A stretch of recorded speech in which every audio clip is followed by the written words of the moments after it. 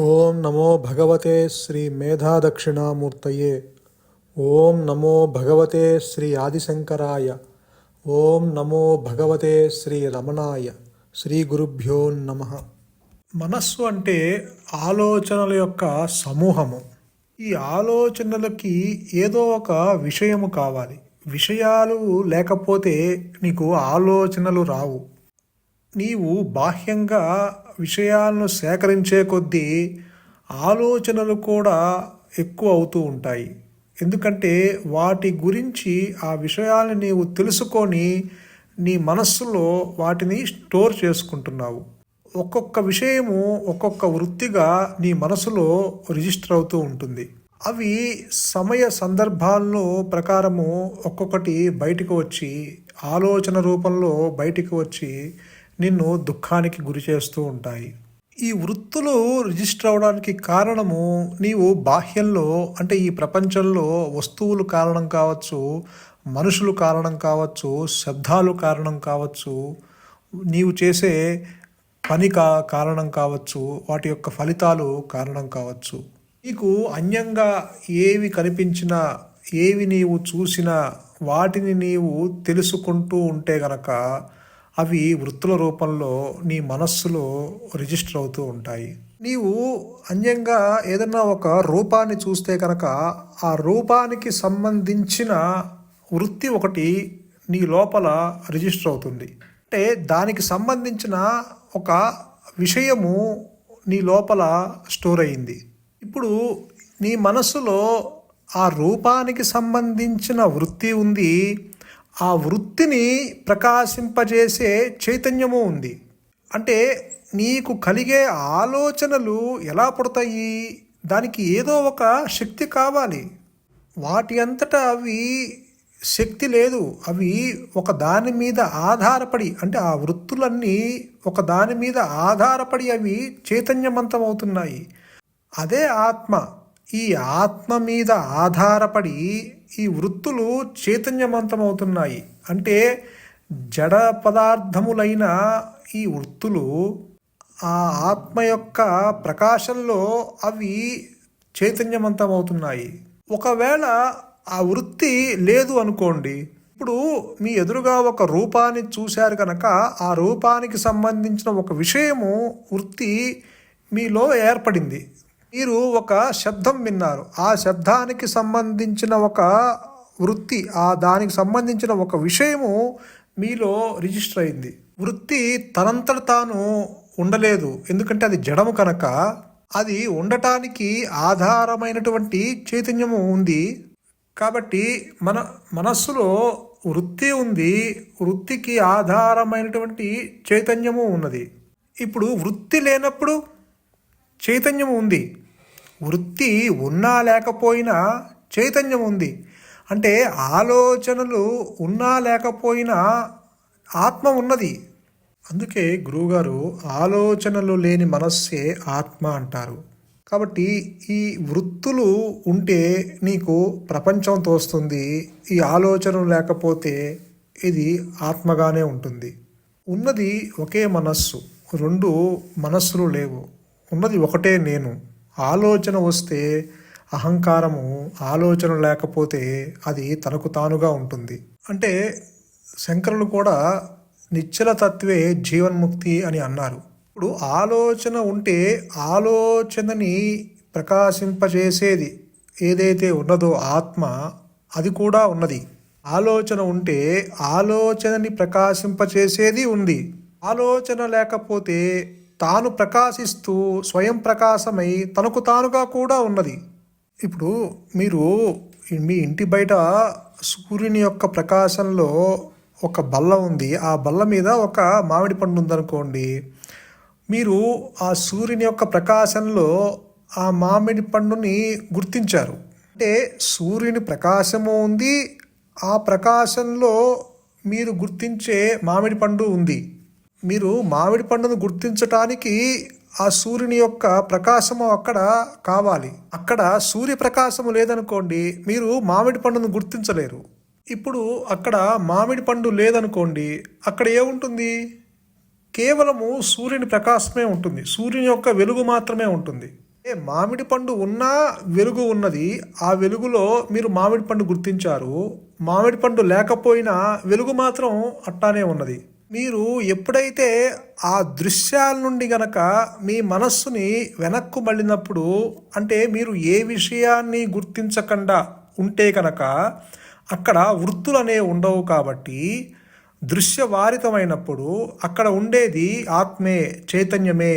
అందుకే గురువుగారు ఏం చెప్తారంటే, ఈ చూసే నేను అంటే నేనంటే ఈ మనస్సు, ఈ చూచే నేనును దేనిని చూడకపోతే అది తనను తాను చూసుకుంటుంది అంటారు. అంటే దృశ్యవారితం, నీ మనస్సు విషయాల నుండి ఎప్పుడైతే వెనక్కి మరలిందో అప్పుడు ఆత్మనః అక్కడ తన యొక్క చైతన్యాన్ని దర్శిస్తుంది. ఇక్కడ ఇంకోటి ఏముండదు దర్శించటానికి. అదే భగవాన్ రమణులు దృశ్యవారితం చిత్తమాత్మనః అన్నారు. చిత్త దర్శనం తత్వదర్శనం. దృశ్యాల నుంచి వెనక్కు మరలిన నీ మనస్సు ఆత్మనే దర్శిస్తుంది, తన యొక్క చైతన్యాన్ని, తన స్వరూపాన్నే దర్శిస్తుంది. అదే తత్వదర్శనం అంటున్నారు. అంటే దృశ్యాలు మీదకు వెళ్ళిన నీ మనస్సుని వెనక్కి మరల్చినప్పుడు తన యొక్క స్వస్థితినందు, తన యొక్క చిత్తమునందు దాన్ని ఉంచటమే, తన యొక్క చైతన్యమునందు ఉంచటమే సత్యదర్శనము, ఆత్మదర్శనము.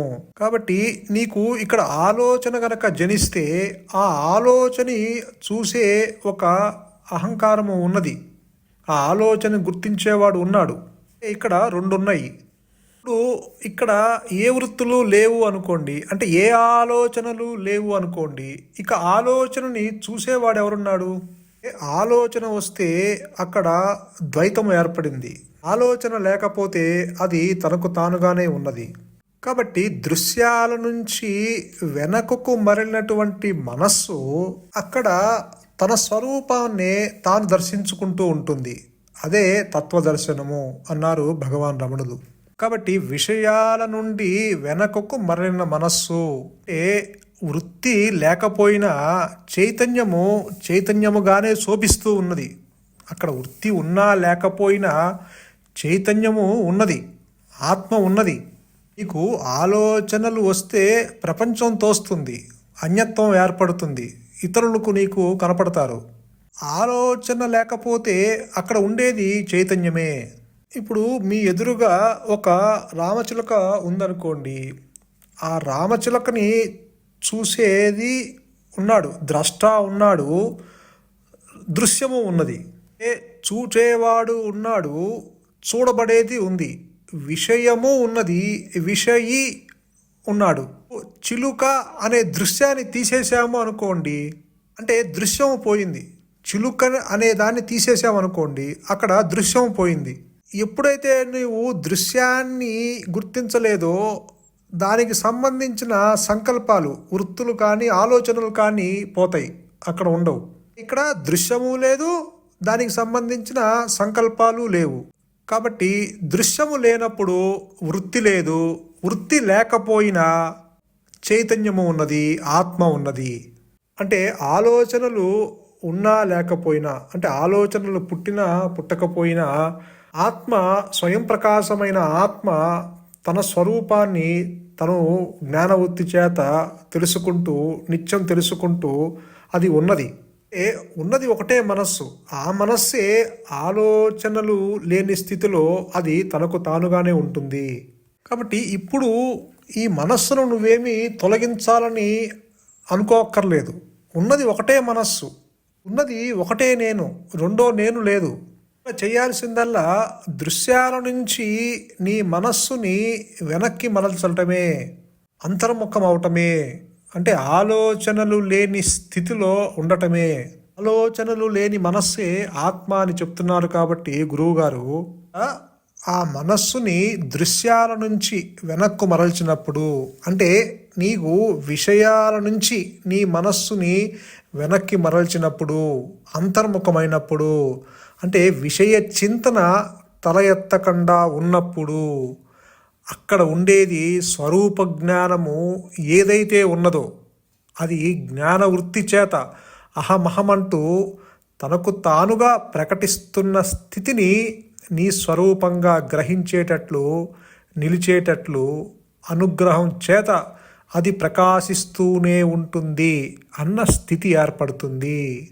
అప్పుడు రెండు నేనులు ఉండవు, ఉన్నది ఒకటే నేను. అదే అహంస్ఫురణ, అదే ఎరుక లేక ఉనికి, అదే నేనున్నాను అన్న జ్ఞానము, స్వయం ప్రకాశమైన ఆత్మ, అదే నీ సహజత్వము. అదే భగవాన్ కూడా చెప్తున్నారు, దృశ్యవారితం చిత్తమాత్మనః చిత్వదర్శనం తత్వదర్శనము. దృశ్య వస్తువుల నుండి చిత్తమును అంటే నీ మనస్సుని వెనకకు మరల్చి చిత్ స్వరూపమును ఎరుగటయే తత్వదర్శనము, అదే ఆత్మ సాక్షాత్కారము. నిశ్చలంగా ఉండు అనేది పద్ధతి అని చెప్తున్నారు భగవాన్ రమణుడు. నిశ్చలత అంటే నీ అహంకారాన్ని ధ్వంసం చేసుకోవటం అన్నమాట. ఎప్పుడైతే దృశ్య వస్తువుల నుండి నీ మనస్సు వెనకకి మరల్చినప్పుడు, అంటే దేని గురించి ఆలోచించకుండా నిశ్చలంగా ఉండటం వల్ల కలిగే ఎరుక అదే. అదొక్కటే సత్యము. సంతోషం. మౌనమే శరణ్యం. మౌనమే నీ సహజత్వం. ధన్యోస్మి.